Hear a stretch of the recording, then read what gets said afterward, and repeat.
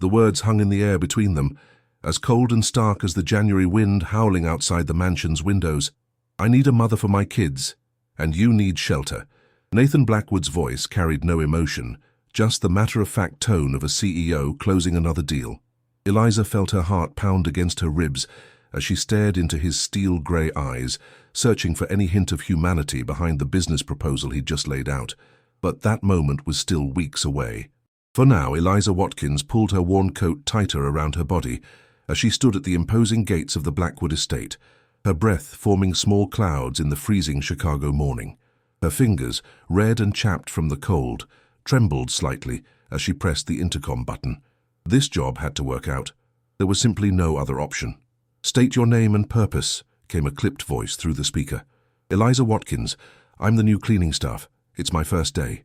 She fought to keep her teeth from chattering. After a moment's pause, the massive wrought-iron gates swung open with a mechanical hum. Eliza hurried up the long, snow-dusted driveway, taking in the sprawling mansion that loomed ahead. 3 stories of imposing stone and glass, surrounded by perfectly manicured winter gardens that even under snow looked meticulously maintained. A world entirely different from the Red Cross emergency shelter, where she had spent the last 11 nights with her 7-year-old daughter, Rebecca. Mrs. Hoffman, the stern-faced head housekeeper, waited at the service entrance. A woman in her 60s with impeccably dyed black hair pulled into a tight bun, she gave Eliza a critical once-over. "You're 3 minutes late," she said by way of greeting. "I'm sorry. The bus was delayed because of the snow and I had to—" "We don't do excuses here," Mrs. Hoffman cut her off. "The Blackwood household operates with precision. Mr. Blackwood expects excellence from everyone under his employ." She led Eliza through a maze of corridors, rattling off rules with military efficiency. "You will be responsible for the East Wing, including Mr. Blackwood's office and private quarters. You will not interact with the children. You will not enter rooms when family members are present unless specifically instructed to do so. You will be invisible, efficient, and silent." Eliza nodded, mentally cataloguing the endless list of do's and don'ts. As they passed by what appeared to be a playroom, she caught a glimpse of 2 small girls with identical dark curls, building a tower of blocks in silence, their faces solemn in a way children's faces should never be. "Those are the twins, Miss Olivia and Miss Sophia. 5 years old," Mrs. Hoffman said, noticing Eliza's glance. "Master Ethan is 9 and currently at school. You are not to engage with them under any circumstances. The children have dedicated childcare professionals." "I understand," Eliza murmured, though her heart ached at the unmistakable loneliness emanating from the playroom. Mrs. Hoffman continued the tour, eventually leading Eliza to a closet filled with cleaning supplies. "You'll find everything you need here. Start with Mr. Blackwood's office. He's at headquarters until 6 this evening." Left alone, Eliza gathered her supplies and made her way to the designated office. The room was immaculate, minimalist in design, with a large mahogany desk facing floor-to-ceiling windows overlooking the frozen lake beyond. Everything in perfect order, the desk clear except for a sleek laptop and a single framed photograph turned face down. Curiosity getting the better of her, Eliza carefully lifted the frame. It showed a handsome Nathan Blackwood, smiling in a way that transformed his face entirely, his arm around a beautiful woman with the same dark curls as the twins. They stood on a beach, looking impossibly happy, impossibly carefree. So different from the cold, distant CEO described in hushed whispers by the staff. She quickly replaced the photo exactly as she'd found it and began dusting the bookshelves. The collection was impressive, business volumes interspersed with classics of literature and science texts. As she worked her way around the room, her attention was caught by a crumpled paper in the otherwise empty wastepaper basket. Eliza knew she shouldn't look. It wasn't her place, but something about that discarded ball of paper called to her. Glancing at the door to ensure she was still alone, she carefully retrieved it and smoothed it out. Her heart nearly stopped. It was a child's drawing, clearly done by someone young. 4 stick figures stood holding hands, a tall one labeled Dad, a medium one crossed out with a violent red X that had torn through the paper, and 2 smaller ones. At the bottom, in wobbly handwriting, "Why don't you have time for us since Mommy went to heaven?" Tears sprang to Eliza's eyes. Before she could stop herself, she folded the drawing and slipped it into her uniform pocket. She couldn't bear to think of it sitting in the trash, this raw cry for help from a child's broken heart. Unknown to her, a small red light blinked on the security camera, mounted discreetly in the corner of the ceiling. Eliza continued her work methodically through the morning, cleaning the master bedroom with its untouched king-sized bed. The rumpled sheets on the office sofa told their own story. The private bathroom with its array of prescription sleep aids, the connecting study with walls of business awards but not a single family photo. As she polished the hallway outside the children's rooms, a small sound caught her attention. A whimper, followed by a muffled sob. Eliza hesitated, Mrs. Hoffman's warnings echoing in her mind. But that sound, it was the same sound Rebecca had made the night after the fire, when she'd finally understood they wouldn't be going home. Making a split-second decision, Eliza gently knocked on the door. When no answer came, she carefully opened it to find one of the twins, Sophia, she guessed from the tiny S embroidered on her sweater, sitting on the floor, cradling her knee, which had an angry red scrape, oozing tiny droplets of blood. "Oh, sweetheart," Eliza said, immediately kneeling beside her. "What happened?" The little girl looked up, her eyes wide with surprise at being addressed directly. "I fell," she whispered. "I was trying to reach my bunny." She pointed to a shelf where a well-loved stuffed rabbit sat just out of a child's reach. "Let me help you clean that up," Eliza said, already reaching for the tissues on the bedside table. "I'm Eliza. What's your name?" "Sophia," the girl confirmed. "Are you going to tell Mrs. Hoffman? She says I'm too old to cry over small hurts." "This is between you and me," Eliza promised, gently dabbing at the wound. "You know my daughter Rebecca is 7, and she still cries when she gets hurt. Everyone does, even grown-ups sometimes." "Really? Even my daddy?" Eliza thought of the face-down photograph and the crumpled drawing. "Especially grown-ups sometimes." She retrieved a bandage from her cleaning apron. She always carried a few, a habit from motherhood, and carefully covered the scrape. "There, all better. Now, would you like to hear a secret about scrapes and bruises?" Sophia nodded eagerly. "They're actually medals of courage. Each one tells a story about a time you were brave enough to try something, even if it didn't work out perfectly. This one says, Sophia was brave enough to try to rescue her bunny.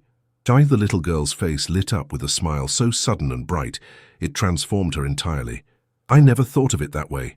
"Sophia, who are you talking to?" A young boy's voice came from the doorway, followed by the appearance of a serious-faced child with the same dark hair as his sisters, but with eyes that held a wariness beyond his years. "Master Ethan," Eliza presumed. Behind him peeked the other twin. "She fixed my knee, Ethan, and she says scrapes are actually medals," Sophia explained excitedly. Before Eliza could formulate an explanation, or an apology for breaking the rules, the children's attention shifted to something behind her. Eliza turned slowly, her stomach sinking. In the doorway stood Nathan Blackwood himself, his tall frame imposing in a perfectly tailored dark suit, his expression unreadable as his eyes moved from his daughter's bandaged knee to Eliza's face. "Mr. Blackwood, I can explain," Eliza began, already envisioning the long walk back to the shelter, unemployed once again. But before she could continue, Ethan stepped forward. "Dad, can she tell us a story? Please?" No one tells stories here anymore. The silence that followed seemed to stretch for an eternity as Nathan Blackwood studied Eliza, his gaze intense enough to make her want to look away, though she forced herself not to. She had done nothing wrong by helping a child in pain, rules or no rules. "What's your name?" he finally asked, his voice deep and controlled. "Eliza Watkins, sir." Something flickered across his face. Recognition, perhaps. Had he already reviewed her employment file? Known about the fire, the shelter, her desperate circumstances? "The children's scheduled activities with Miss Prescott have been cancelled due to her illness," he said after another long moment. "You may stay with them until 5 if your other duties are completed." And with that he turned and walked away, leaving Eliza surrounded by 3 children looking at her with something she hadn't seen in their eyes before: hope. She had no way of knowing then how that simple moment of kindness would change all their lives. No way of knowing that 11 days later, Nathan Blackwood would summon her to his office and speak those words that would hang in the frozen air between them. "I need a mother for my kids, and you need shelter." The next 2 weeks unfolded in a rhythm Eliza hadn't dared hope for. Each morning she arrived at the mansion at precisely 6:45, no longer willing to risk even a minute's tardiness. Mrs. Hoffman's disapproving glances had only intensified since the incident with Sophia, but no reprimand had followed. Instead, a peculiar arrangement had silently established itself. Eliza completed her cleaning duties with meticulous care by early afternoon, then spent 2 hours with the Blackwood children before departing. Those precious hours became islands of warmth in the cold winter days. The children, initially cautious, blossomed under her attention like flowers finding sunlight after too long in shadow. Today, the kitchen countertop was dusted with flour as Eliza guided the twins' small hands in rolling out cookie dough. "My mom used to make cookies," Ethan said suddenly, cutting a star shape with focused precision. It was the first time any of the children had mentioned their mother directly to Eliza. "I bet she made wonderful cookies," Eliza replied carefully. "I don't really remember," Sophia admitted, her voice small. "Do you, Liv?" Olivia, the quieter twin, shook her head. "I remember her smell, like flowers, and her laugh." "She laughed a lot," Ethan confirmed. "Not like now. Nobody laughs now." Eliza's heart constricted. "Well, we're laughing today, aren't we?" She dabbed a spot of flour on Sophia's nose, eliciting surprised giggles from both girls. "Miss Prescott says baking is for the kitchen staff," Olivia remarked, pressing a snowflake cutter into the dough. "Miss Prescott says lots of things," Ethan muttered, rolling his eyes in a gesture that briefly transformed him from a solemn 9-year-old into a typical child. Eliza smiled, choosing her words carefully. "There are different ways to learn. Miss Prescott teaches you important things like math and proper manners. But there are also lessons in baking cookies together." "Like what?" Sophia challenged, eyebrows raised skeptically. "Patience, creativity, how to make something that brings joy to others." Eliza arranged the cut cookies on a baking sheet. "And the most important lesson of all, how to lick the spoon properly." The ensuing laughter was interrupted by the kitchen door swinging open. Nathan Blackwood stood there, briefcase in hand, evidently just returned from the office. His eyes took in the scene before him. His immaculately kept kitchen transformed into a baking workshop, his always pristine children with flour on their clothes and smiles on their faces. The children froze, their expressions shifting so quickly from joy to apprehension that Eliza felt a flash of anger toward the man who could cause such a reaction in his own children. "Daddy!" Sophia recovered first, her natural exuberance winning out over caution. "We're making star cookies. Do you want to help?" A heavy silence hung in the air. Eliza could almost see Nathan's internal struggle painted across his features. "I have work to finish," he finally said, his voice controlled and distant. Disappointment shadowed the children's faces. A familiar disappointment, Eliza realized, recognizing the emotion from the crumpled drawing she'd found. "The cookies will be ready in 20 minutes, she heard herself saying, surprising everyone, including herself. "Perhaps you could take a short break then, just long enough for a warm cookie and milk?" Nathan's gaze locked with hers, and for a second, Eliza was certain she'd overstepped catastrophically, but instead of anger, she saw something unexpected flicker in his eyes. Uncertainty. 20 minutes, he said finally, checking his watch. "I'll be in my office." After he left, Ethan looked at Eliza with newfound respect. No one ever gets Dad to change his mind. True to his word, exactly 20 minutes later, Nathan reappeared in the kitchen just as Eliza was transferring the golden brown cookies to a cooling rack. The air was filled with the sweet scent of vanilla and butter, and the children were arranging plates at the kitchen island with solemn concentration. "Perfect timing," Eliza said, trying to sound casual while her heart hammered inexplicably in her chest. "They need 2 minutes to cool enough to eat."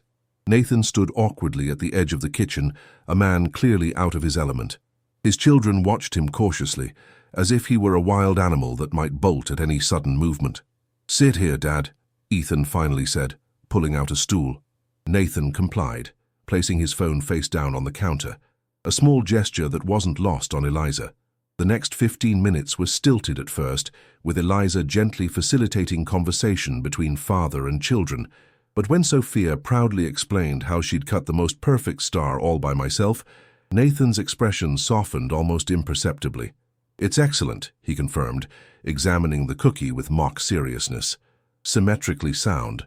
Sophia giggled, unfamiliar with the word, but delighted by her father's approval. As the impromptu cookie break concluded, Nathan stood, retrieving his phone. "Thank you," he said formally. "The cookies were good." Eliza nodded, already beginning to clean up. "Same time tomorrow?" Tomorrow? He looked startled. For cookies, she clarified. We thought we might try chocolate chip.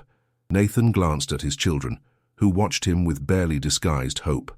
Something in his rigid posture yielded slightly. Same time tomorrow, he confirmed before disappearing back toward his office. Later, as Eliza helped the children wash flour from their hands, Ethan studied her with eyes too perceptive for his age. He hasn't eaten cookies with us since Mom died, he said quietly, ensuring his sisters couldn't hear, not even on Christmas. Eliza squeezed his shoulder gently, unsure how to respond. Are you going to leave too? He asked suddenly. Everyone leaves.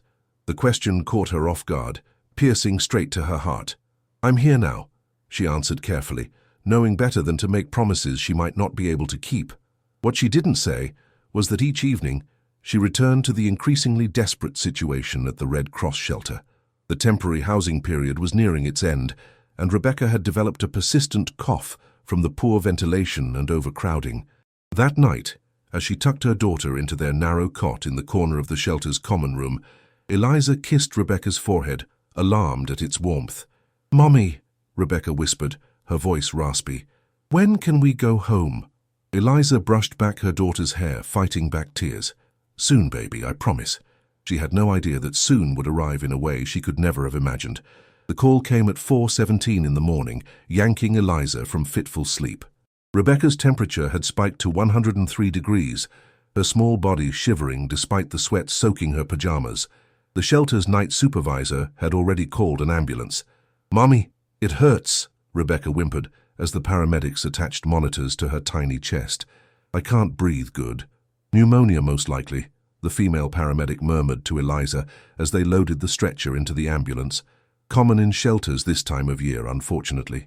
The next 6 hours passed in a blur of hospital corridors, forms requesting insurance Eliza didn't have, and doctors with concerned expressions. Dawn broke through the waiting room windows, casting long shadows across the scuffed linoleum floor. "Ms. Watkins?" A doctor in rumpled scrubs approached, clipboard in hand. "We've stabilized your daughter. The antibiotics are working, but she'll need to remain hospitalized for at least 48 hours. Relief washed over Eliza, followed immediately by dread. "I need to be with her, but I can't miss work. I'll lose my job." The doctor's expression softened. "Call your employer."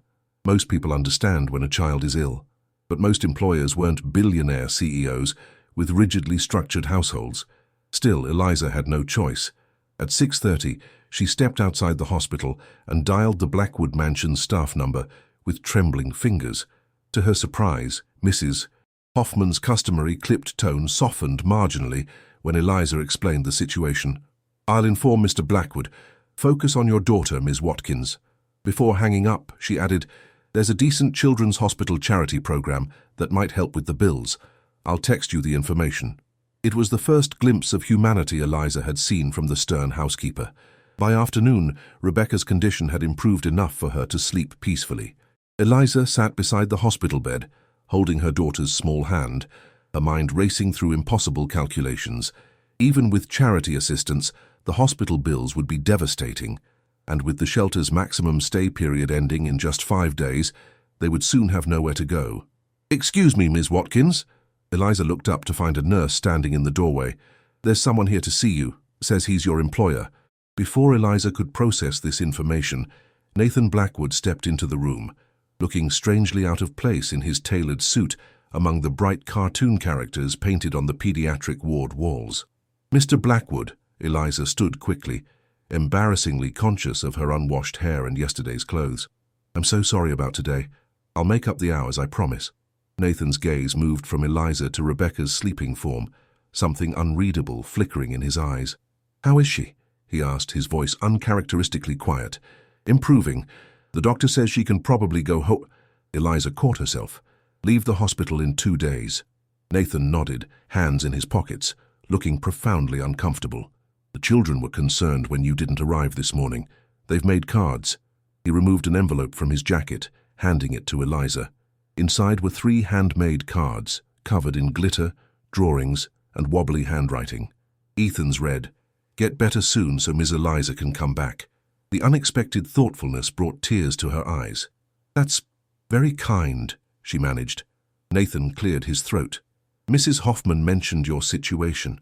The shelter. The fire. He paused. Why didn't you say anything? Eliza wiped her eyes, squaring her shoulders. It wasn't relevant to my ability to do my job. And after the hospital? Where will you go? The question hung in the air between them, laying bare the precariousness of her situation. I'm figuring it out, she said, unwilling to reveal just how little she had figured out. We'll be fine.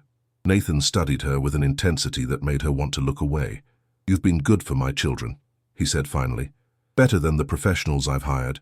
They've changed since you came. They're wonderful children, Eliza replied. They just need... She stopped herself. They just need what? Nathan pressed. Time. Attention. To feel safe expressing their feelings. Eliza met his gaze directly. They're still grieving, Mr. Blackwood. So are you, I think. Something in his expression hardened, then softened again as he looked at Rebecca. Your daughter has your eyes. The observation, so unexpectedly personal, caught Eliza off guard. Yes, she has her father's stubbornness, though. She immediately regretted mentioning Rebecca's father, a subject she never discussed. Where is he? Nathan asked, his businessman's directness evident. Costa Rica, last I heard, with his new wife. Eliza smoothed Rebecca's blanket. He wasn't ready for a child. Or a wife, apparently. Nathan nodded, checking his watch. I need to return for a conference call. The children wanted me to ask if there's anything you need. Eliza started to say no automatically, then reconsidered. Actually, Rebecca left her favorite stuffed rabbit at the shelter.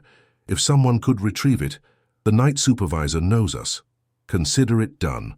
Nathan turned to leave, then hesitated. You'll have your job when you return, Ms. Watkins. Take the time your daughter needs. 2 days later, Rebecca was discharged with a prescription for antibiotics and strict instructions for rest in a clean, warm environment. The doctor's concerned frown when Eliza mentioned returning to the shelter spoke volumes. As they exited the hospital, Eliza was stunned to find Nathan's private driver waiting curbside with the Blackwoods' sleek town car. Mr. Blackwood's instructions, ma'am, the driver explained, opening the door. I'm to take you wherever you need to go. Eliza hesitated, conscious of her pride, but more conscious of Rebecca's needs. The Red Cross shelter on 39th, please. When they arrived, the shelter administrator met them at the entrance, her expression sympathetic but firm. I'm sorry, Eliza. Your bed was reassigned yesterday. We're overcrowded with the cold snap, and the policy is clear about holds. But my things, your personal items are in storage. The administrator lowered her voice. I can give you one more night on the office sofa, but tomorrow loomed like an abyss. Ms. Watkins, the driver interrupted gently. Mr. Blackwood was explicit that if there were any issues I should bring you to the estate. No, I couldn't possibly. Mom, I'm cold, Rebecca whispered, leaning heavily against her side, still weak from her illness. Pride crumbled in the face of maternal instinct. Just for tonight, Eliza conceded. At the Blackwood mansion, Mrs. Hoffman met them at the service entrance, her usual severity tempered with what might have been concern. The guest suite in the East Wing has been prepared. Mr. Blackwood would like to speak with you in his office once you've settled your daughter. The guest suite was larger than the entire apartment they had lost to the fire. Rebecca fell asleep almost immediately in the enormous canopy bed, her beloved rabbit, somehow retrieved from the shelter, clutched tightly in her arms. Eliza showered quickly, grateful beyond words for the hot water and clean towels. Mrs. Hoffman had left a set of clothes on the bed, simple but new, and precisely the right size. The thoughtfulness of this gesture, so at odds with the housekeeper's stern demeanor, brought tears to Eliza's eyes. Nathan was waiting in his office, standing by the windows overlooking the now frozen lake. He turned as she entered, his expression unreadable in the fading winter light. Your daughter is comfortable? He asked. Yes, thank you. This is extraordinarily generous, but we can't impose. Tomorrow I'll find a different solution. Nathan gestured for her to sit, then remained standing, hands clasped behind his back, in what Eliza had come to recognize as his negotiating posture. Ms. Watkins, Eliza, I'll be direct. I've looked into your situation. The fire in your apartment building destroyed everything. Your renter's insurance had lapsed because you diverted those funds to your father's medical care before his passing last year. You have no family to turn to, mounting medical debt, and a 7-year-old daughter depending entirely on you. Eliza stiffened, humiliation burning through her. You investigated me? I did, just as I investigate any potential solution to a problem thoroughly before making a decision. He moved to his desk, picking up a folder. You, meanwhile, have had a profound impact on my household in just 14 days. My children are smiling again. Ethan's teacher called to say his participation in class has improved dramatically. The twins slept through the night 4 times last week, the first time since their mother died. He opened the folder, revealing what appeared to be security camera footage stills. You found Ethan's drawing in my trash and kept it, rather than discarding it. You've stayed late without compensation to read bedtime stories. You've spent your own money on craft supplies for the children. I don't understand what this is about, Eliza said, increasingly uncomfortable. Nathan set down the folder and faced her directly. I have a proposition for you, a solution that could address both our situations. Both our situations. I need a mother for my kids. His voice was steady, businesslike. And you need shelter. The words hung in the air between them, as cold and stark as the January wind howling outside the mansion's windows. Nathan's voice carried no emotion, just the matter-of-fact tone of a CEO closing another deal. What exactly are you proposing? Eliza asked, her throat suddenly dry. Nathan sat behind his desk, folding his hands atop it. A marriage of convenience. 2 years. You and your daughter would live here with all expenses covered. You would act as mother to my children and accompany me to necessary social functions as my wife. At the end of 2 years, you would receive a settlement of $2 million and a fully paid college fund for Rebecca. Eliza felt as though the floor had dropped from beneath her. You want to buy a wife? I want to solve a problem. My children need maternal care I cannot provide. You need financial security and a home. The arrangement would be mutually beneficial. And the physical aspects of marriage? Eliza forced herself to ask, heat rising to her cheeks. There would be none, Nathan stated flatly. Separate bedrooms. This would be a business arrangement, nothing more. Eliza stood, anger replacing shock. My relationship with your children isn't a business arrangement, Mr. Blackwood. I care about them. They're not a problem to be solved with your checkbook. Yet caring isn't enough, is it? You care deeply for your daughter, but you can't provide her a home right now. His words struck with precision. Consider this. Rebecca would have stability, excellent education, medical care. Your financial worries would be over, and my children would have what they desperately need. This is insane, Eliza whispered. People don't do this. People with resources solve problems creatively. Nathan's expression softened slightly. Think about it. Not for me, for Rebecca. And yes, for Ethan, Olivia, and Sophia too. A knock interrupted them, and Mrs. Hoffman appeared at the door. Pardon me. The young Miss Watkins is awake and asking for her mother. Eliza seized the interruption gratefully. I need to go to my daughter. Nathan nodded. Of course. We'll continue this discussion tomorrow. As Eliza turned to leave, he added, one more thing. This arrangement would include my personal involvement with the children. Family dinners, weekend activities. I'm aware I've been absent. That would change. Eliza paused, surprised by this unexpected addendum. Why would you include that? Because you were right, he said simply. They're grieving, so am I. Later, as Eliza held Rebecca in the enormous guest bed, her daughter's breathing finally easy after days of struggle, she found herself staring into the darkness, Nathan's impossible proposal echoing in her mind. A marriage of convenience with a billionaire, a solution too absurd to consider. And yet, as Rebecca stirred in her sleep, seeking the comfort of her mother's warmth, Eliza couldn't help but wonder if pride was a luxury she could no longer afford. 3 months into their arrangement, Eliza stood before the floor-length mirror in what was now her bedroom suite, barely recognizing the woman who stared back. The simple navy gown she wore for tonight's charity gala cost more than 6 months' rent at her former apartment. Her hair, now professionally cut and styled, framed her face in soft waves. The diamond pendant at her throat, on loan from the Blackwood family collection, as Nathan had pointedly emphasized, caught the light with every breath. You look like a princess, Mommy, Rebecca said from the doorway, already in her pajamas for the evening. Eliza smiled, kneeling carefully to avoid wrinkling the gown. And you look like you're ready for your story and bed, young lady. Mrs. Hoffman said I could wait up until you and Mr. Nathan come downstairs. Rebecca clutched her stuffed rabbit, now looking considerably cleaner since Mrs. Hoffman had performed what she called emergency surgery on its worn seams. She said I could see you all dressed up. Well, if Mrs. Hoffman said so, Eliza winked. The stern housekeeper had revealed surprising depths of kindness since Eliza's change in status from employee to whatever she was now. Not quite mistress of the house, but no longer staff. A soft knock at the open door announced Nathan's arrival.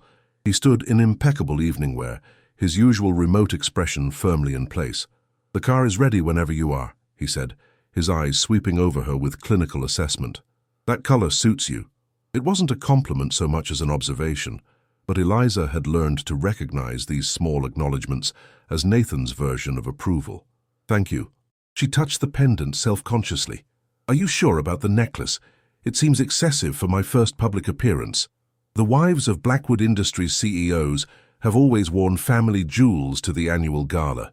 Tradition matters to the board members who will be present.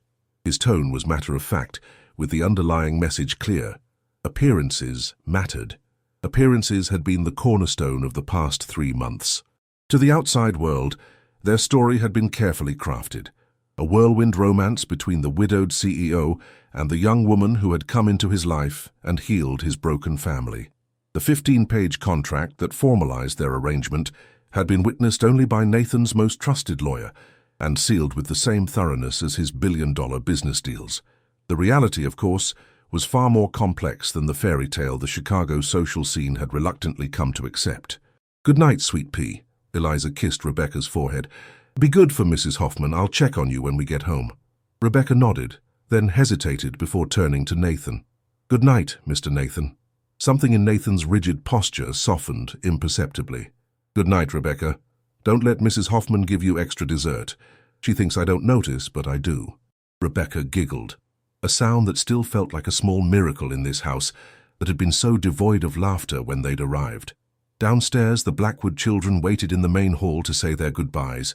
Ethan, growing taller by the day it seemed, stood straight in his pajamas, trying to look grown up. The twins clutched each other's hands as they often did when anxious. "You look really pretty, Eliza," Sophia said, eyes wide. "Like in a movie." "You won't be home for bedtime?" Olivia asked, the worry evident in her voice. "Not tonight, sweetheart." Eliza knelt, gathering both girls into a hug. "But I promise to come check on you when we get back, even if you're asleep." "Dad never used to go to these things," Ethan observed, his perceptive gaze moving between the adults. "Not since Mom." Nathan cleared his throat. "Your mother enjoyed these events more than I did." It was one of the rare mentions of Caroline Blackwood that Nathan allowed himself. In the first weeks of their arrangement, Eliza had gently but firmly insisted that the children needed to be able to speak about their mother. Photographs that had been stored away had reappeared in the family rooms, and Eliza had created memory boxes with each child, filled with mementos of Caroline. "Your father will have a much better time tonight with Eliza there," Mrs. Hoffman said from the staircase, her typical severity tempered with what almost resembled amusement. "Now upstairs, all of you. Your baths won't take themselves." As they drove through the glistening Chicago night, Eliza rehearsed the details she'd memorized for the evening, names of board members and their spouses, which donors had given what amounts to the Blackwood Foundation. The fiction of how she and Nathan had reconnected, years after a brief meeting at a charity event Caroline had chaired. "You're nervous," Nathan observed, breaking the silence in the back of the limousine. "This is my first public appearance as your wife." The word still felt foreign on her tongue. "Half of Chicago society thinks you've had some sort of breakdown, and the other half thinks I'm a gold digger who somehow manipulated you." Nathan's mouth quirked in what might have been amusement. "You've been reading the society pages." "Mrs. Hoffman leaves them out. I think she enjoys watching me squirm." Eliza smoothed her dress. "Your mother will be there tonight." It wasn't a question. Eliza had yet to meet Vivian Blackwood, who had been in Europe when Nathan had announced their marriage. The few comments Mrs. Hoffman had let slip suggested the Blackwood matriarch was less than thrilled with her son's choice of second wife. "My mother's opinion is irrelevant," Nathan said, his voice cooling several degrees. "This arrangement isn't subject to her approval.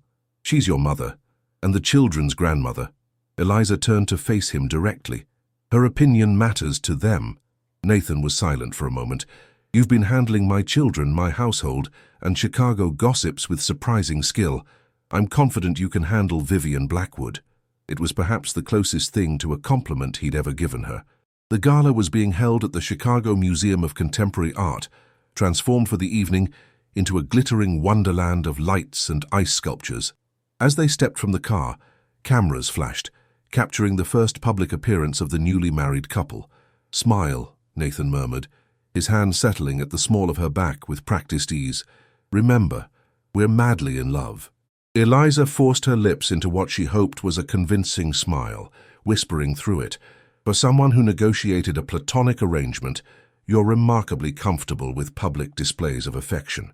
"Image management is second nature in my position," he replied, guiding her toward the entrance. "Tonight is about presenting a united front." The next 2 hours passed in a blur of introductions, champagne flutes she barely sipped from, and scrutiny so intense Eliza could almost feel it like physical pressure against her skin. Nathan remained at her side, his hand occasionally touching her elbow or back in gestures that appeared loving to observers, but which Eliza recognized as subtle direction, guiding her toward important connections or away from particularly gossipy socialites. "Nathan, darling," a woman's voice, cultured and cold as the ice sculptures decorating the ballroom, cut through their conversation with a board member.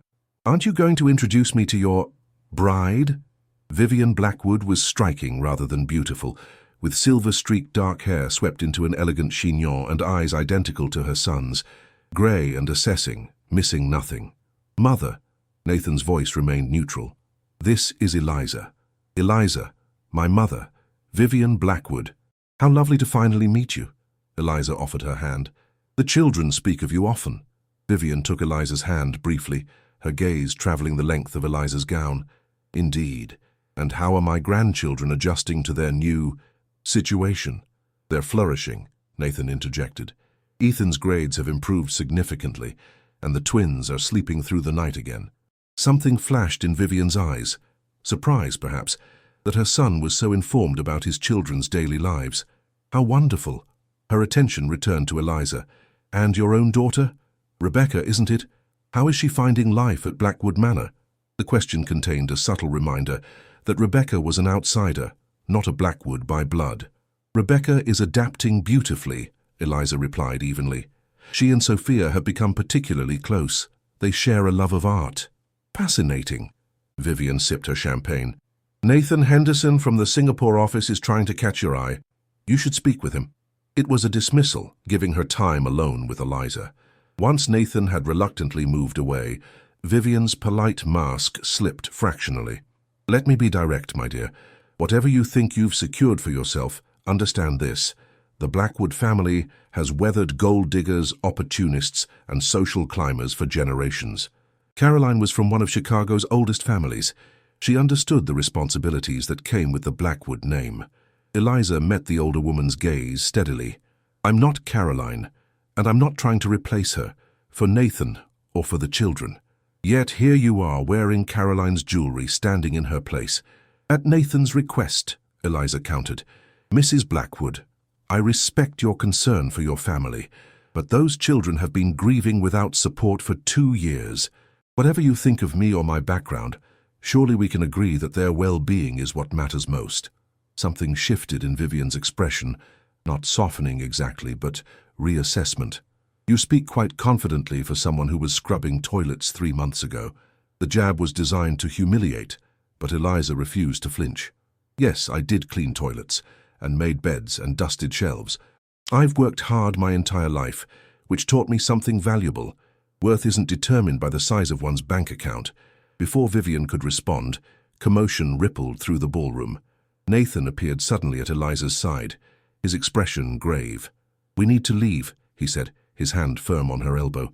"There's been an accident at the house." Terror gripped Eliza's heart. "The children?" "Rebecca fell from the tree in the garden. Mrs. Hoffman says it's her arm. They're on the way to the hospital now."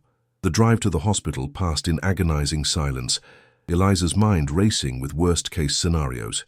Nathan sat beside her, outwardly calm but betrayed by the tension in his jaw and the way his fingers repeatedly checked his phone for updates. "She'll be all right," he said, finally breaking the silence. "Children break bones. It happens." The words were clearly meant to be reassuring, but Nathan delivered them with the same detachment he might use to discuss market fluctuations. Not to my child, Eliza whispered. Never to my child. At the hospital, they found Mrs. Hoffman in the emergency waiting room, her usually impeccable appearance slightly disheveled. Ethan and the twins, in hastily thrown-on clothes, huddled against her sides. "Mommy!" Sophia spotted them first, breaking away to run to Eliza. "Rebecca fell and there was blood and she cried, but she was really brave and didn't even scream." Eliza knelt, gathering Sophia close. "Where is she now?" "The doctor is seeing her," Mrs. Hoffman explained. "She was climbing the old oak, which they know is forbidden, and a branch gave way. Master Ethan ran for help immediately." Eliza looked at the boy, whose face was pale with worry. "Thank you, Ethan. You did exactly the right thing." A nurse appeared, clipboard in hand. "Rebecca Watkins's family?" "I'm her mother." Eliza stepped forward. The nurse glanced at her formal wear with mild surprise. "We need a parent to authorize treatment. She has a fractured radius and will need a cast." "Of course." Eliza moved to follow the nurse, but was stopped by her next words. "I'm sorry, but hospital policy allows only family in the treatment room," the nurse said, glancing at the Blackwood children. "They can wait here with me," Nathan said.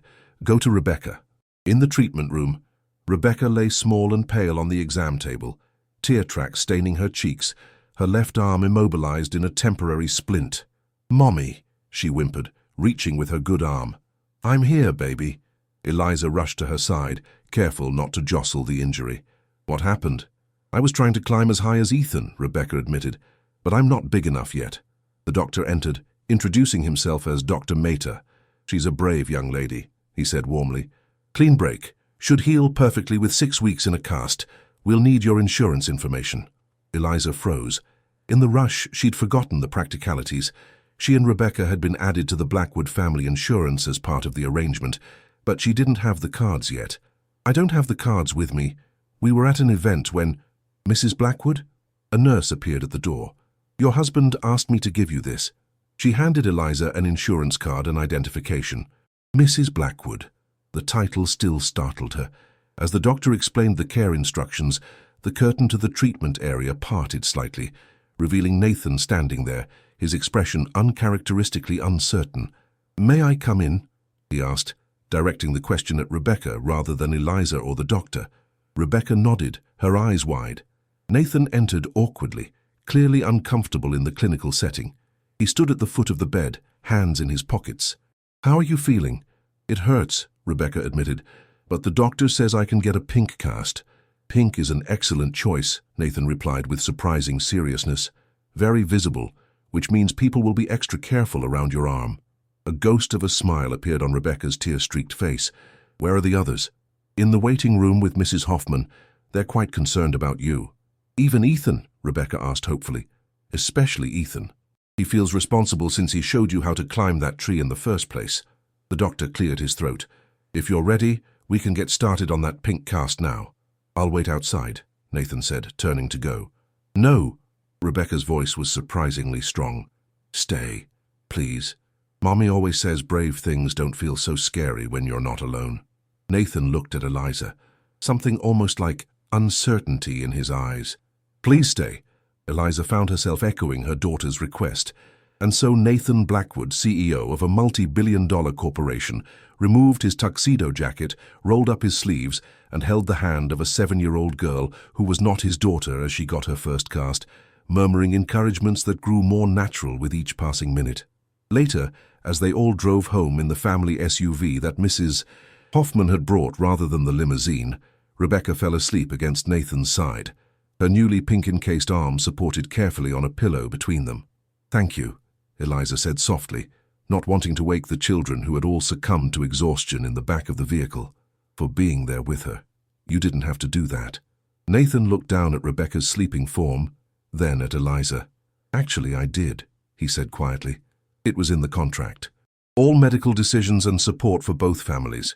But they both knew that holding a frightened child's hand through a painful procedure went far beyond the legalities of their arrangement. As Mrs. Hoffman pulled into the long driveway of the Blackwood estate, Nathan added, almost as an afterthought, "She has your courage." It wasn't until much later, after all the children were tucked safely in bed and Eliza had changed from her evening gown into pajamas, that she realized something fundamental had shifted. For the first time since arriving at the Blackwood mansion, She had truly felt like they were all one family, not two separate units bound by a legal document, but people who genuinely cared for each other's well-being. And that, Eliza realized with a mixture of wonder and alarm, was far more dangerous than anything she'd agreed to in Nathan's 15-page contract. 22 months into their 2-year contract, Eliza stood in the garden watching 5 children chase fireflies in the summer twilight. Rebecca, her caste long gone, raced alongside Ethan and the twins, her laughter indistinguishable from theirs. The newest addition to their strange blended family, 5-year-old Maria, hung back slightly, still cautious after 2 months in the Blackwood home. The Colombian orphan had been the subject of one of their rare arguments. Nathan had returned from a business trip to Bogotá, deeply affected by a visit to a children's home sponsored by the Blackwood Foundation. One little girl had apparently followed him throughout the tour, slipping her tiny hand into his with complete trust. 3 weeks and countless expedited adoption paperwork later, Maria had arrived, speaking no English but somehow immediately understood by the other children in that mysterious way of childhood. "You can't just acquire a child like a company merger," Eliza had protested when Nathan first proposed the adoption. "She has no one," he'd replied simply. "We have room, resources, and 4 children who would welcome a sister." It was the "we" that had silenced her objections. Somewhere along their unusual journey, they had indeed become a "we," a unit, a family bound by something stronger than legal documents. "They're going to be covered in mosquito bites," Nathan observed, appearing beside Eliza on the terrace, 2 glasses of iced tea in hand. He passed one to her, his fingers briefly touching hers in a gesture that had become natural between them. "Worth it," Eliza smiled, accepting the drink. Maria laughed today, really laughed. Nathan's expression softened as he watched the newest Blackwood chase after her siblings. The language tutor says she's learning English at an extraordinary rate. "It's not the tutor," Eliza corrected gently. "It's the other children. They've been teaching her." They stood in comfortable silence, watching the firefly hunt. So much had changed since that cold January day when Nathan had presented his business-like proposal. The mansion, once sterile and museum-like despite its grandeur, had transformed into a true home. Cushions sometimes left askew, children's artwork proudly displayed, the formal dining room abandoned in favor of the kitchen island where they now ate most meals together. Nathan, too, had changed. The remote CEO still worked long hours, but he never missed the family dinners 3 nights a week that had been Eliza's initial condition. The man who had once scheduled 15-minute blocks to see his children now spent Sunday mornings making spectacularly messy pancakes with them and coaching Ethan's soccer team on weekends. "The contract expires in 2 months, Nathan said suddenly, his gaze still on the children. The words fell between them like stones in still water, rippling through the peaceful moment. Eliza had been avoiding this conversation, pushing it away as the deadline approached. The contract's terms were clear. At the end of 2 years, she would receive the promised settlement, Rebecca's education would be secured, and they would— what? Move out? Return to their separate lives as if these 2 years had never happened? "Yes," she acknowledged, her throat tight. 2 months. "We should discuss the arrangements, for the children's sake." Children. Plural. Not just his 3, not just her 1, but all 5, including Maria, whose adoption papers listed both Nathan and Eliza as legal parents. "Of course," Eliza managed, though her heart pounded painfully against her ribs. "Perhaps after they're in bed tonight." Nathan nodded, his expression unreadable in the gathering darkness. Later, after stories had been read, kisses distributed and nightlights activated, Eliza found Nathan waiting in his office, the same office where he had first proposed their arrangement. The symbolism wasn't lost on her. "I've had my lawyers draft this," he began without preamble, sliding a folder across his desk. "A revised arrangement for your consideration." Eliza's fingers felt numb as she opened the folder. Inside was not the expected contract, but house listings, beautiful homes within 20 minutes of the Blackwood estate. "I don't understand." "The settlement funds would easily secure one of these properties," Nathan explained, his voice taking on the same business-like tone he had used 22 months earlier. "Close enough for the children to maintain their relationships and routines. You would have full independence, but proximity for coordination." Coordination.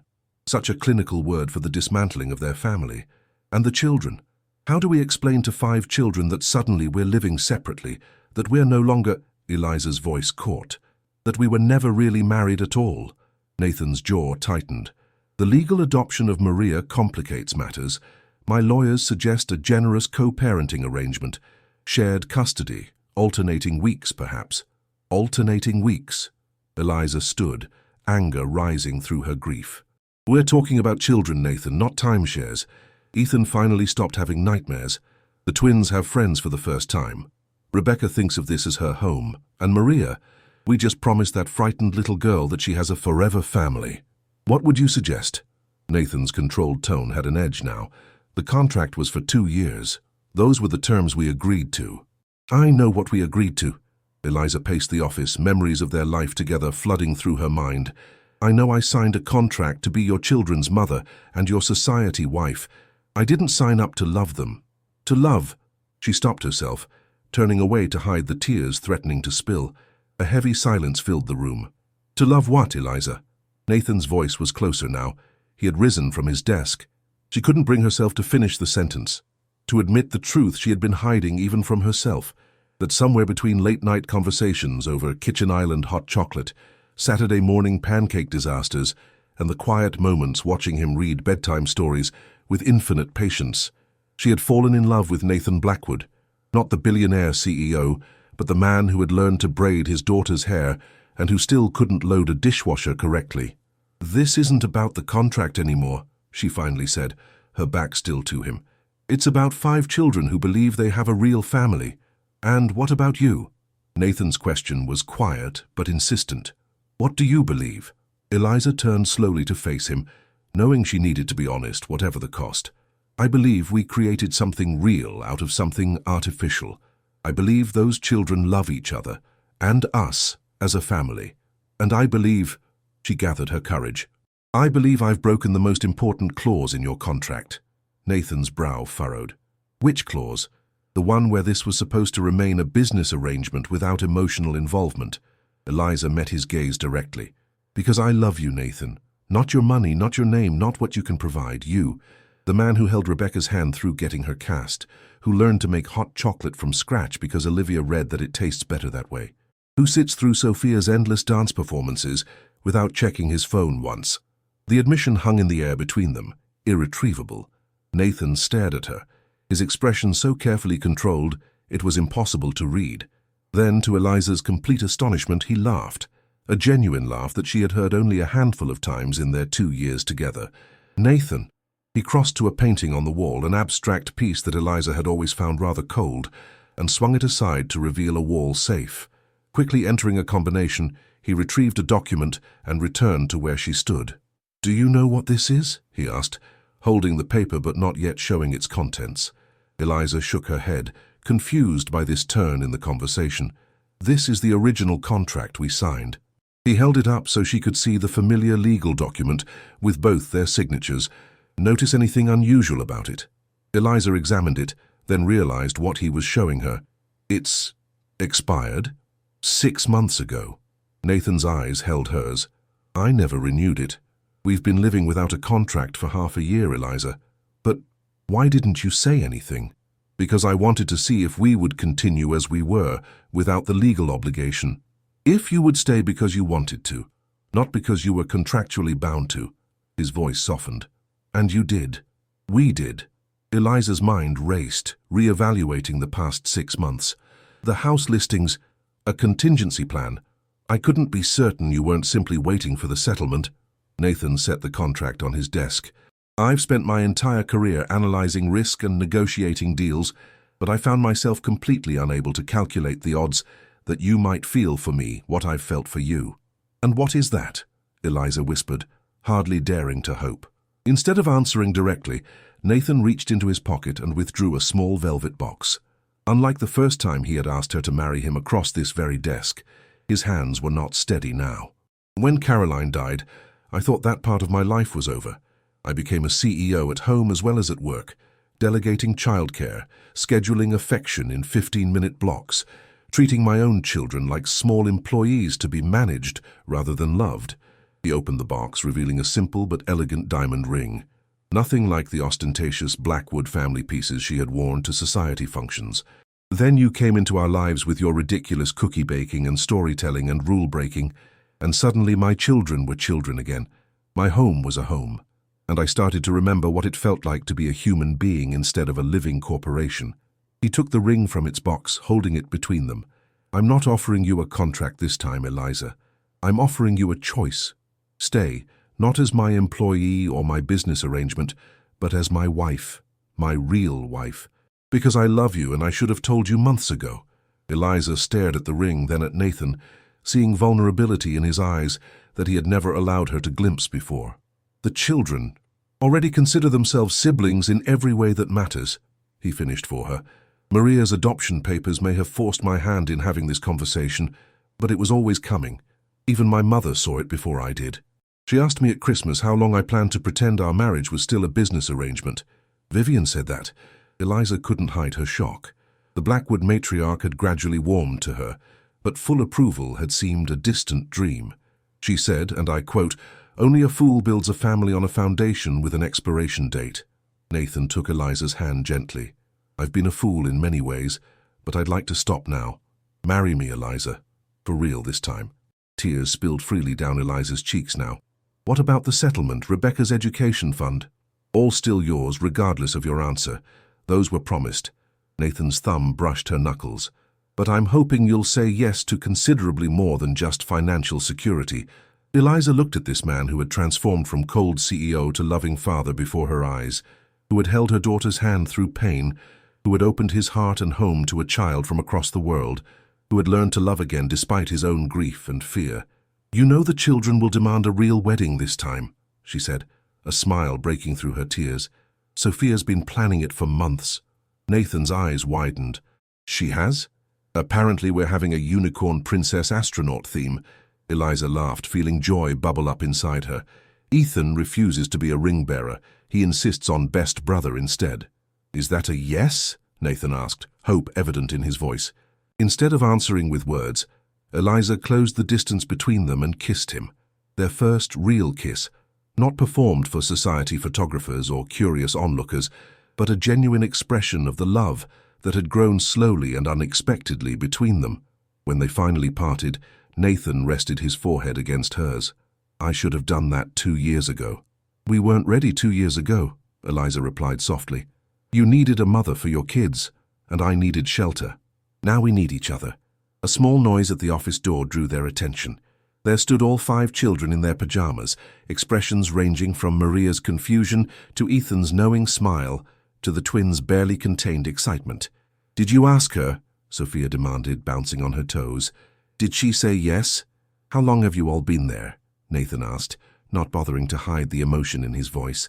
"Long enough," Ethan replied with the wisdom of an 11-year-old who had seen more of life's complexities than most. "So are we officially a family now? Legally and everything?" Nathan looked at Eliza, who nodded, still too overwhelmed to speak. "Yes," he confirmed, his arm sliding naturally around Eliza's waist. "We're officially a family now, all 7 of us." The children erupted in cheers, rushing forward to engulf their parents in a group hug that nearly toppled everyone to the floor. As Eliza found herself in the center of this tangle of arms and pajama-clad bodies, Maria's small voice rose above the commotion. "Para siempre?" she asked, her dark eyes seeking reassurance. "Forever?" "Yes, sweetheart," Eliza answered, meeting Nathan's gaze over the children's heads. "Para siempre. Forever." In the quiet of night, long after the children had finally been convinced to return to their beds, Eliza and Nathan stood on the terrace where they had watched the firefly hunt earlier. The ring glinted on her finger. No longer a business proposition, but a promise. "What happens now?" Eliza asked, nestled against his side under the star-filled summer sky. "Now," Nathan replied, pressing a kiss to her temple, "we live happily ever after. Not because a contract says so, but because we choose it. Every day." And they did. Because sometimes the most unexpected beginnings lead to the most beautiful endings. Sometimes a business arrangement can become the foundation for something far more precious. A family built on love rather than obligation, on choice rather than necessity. Sometimes a CEO can say, "I need a mother for my kids, and you need shelter," and what begins as a transaction can transform into the greatest love story ever told. Not in grand gestures or fairy tale perfection, but in 1,000 small moments of choosing each other, day after day after day. Life isn't about the contracts we sign or the arrangements we make. It's about the connections we forge when we're brave enough to let people into our hearts, when we recognize that vulnerability isn't weakness, but the greatest strength of all. Each of us carries wounds and needs shelter sometimes. The miracle is finding someone whose broken pieces fit with ours to create something whole and beautiful. So if you're out there thinking love isn't possible for you, that your circumstances are too complicated, or your heart too guarded, remember Eliza and Nathan. Remember that sometimes love finds us in the most unexpected places, across a desk, over a child's hospital bed, or in a kitchen covered in cookie dough. And when it does, the only contract worth signing is the one written not on paper, but on the heart, to love each other, imperfectly but completely, for all the days to come. Because in the end we all need shelter, and we can all be shelter for each other if only we're brave enough to try.